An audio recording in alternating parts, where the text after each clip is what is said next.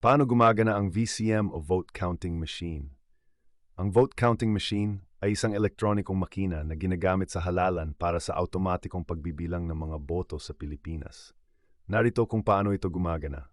Una, pag-fill out ng balota.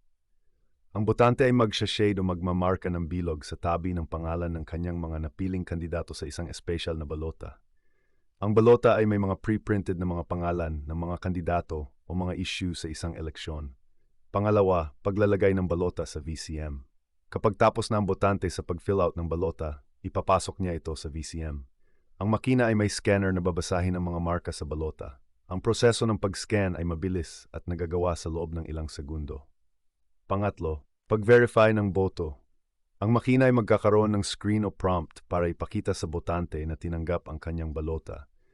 May opsyon ang botante na suriin o kumpirmahin kung nais niyang isubmit ang kanyang boto.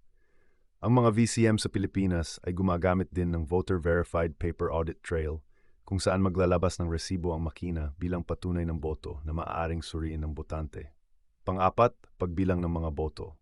Kapag natanggap na ng VCM ang balota, automatikong itatala ng makina ang mga boto at ipapasok ito sa internal na database. Hindi kailangang isa-isang mano-manong bilangin ang mga balota dahil automatikong ginagawa ito ng makina. Panglima, pag-transmit ng mga resulta. Kapag tapos na ang botohan, ang VCM ay magta-transmit ng mga resulta sa central server ng Commission on Elections, COMELEC, pati na rin sa Municipal Board of Canvassers. Ang mga resulta ay pwedeng ipadala sa iba't ibang antas ng eleksyon, municipal, provincial, sa pamamagitan ng secure na communication lines pang-anim, pag-imprenta ng election returns. Bago i-transmit ang mga resulta, magpiprint ang VCM ng election returns na naglalaman ng detalyadong tala ng mga boto. Ang kopya nito ay ibibigay sa mga accredited na election watchers at iba pang stakeholders. Mga pagsiguro sa integridad, encryption. Ang mga boto ay encrypted o naka-code upang masiguro na hindi sila madaling mabago o mamanipula. Security features, may mga security measures tulad ng mga precinct-specific na digital signatures at QR codes upang matiyak na lehitimo ang mga transmission at balota.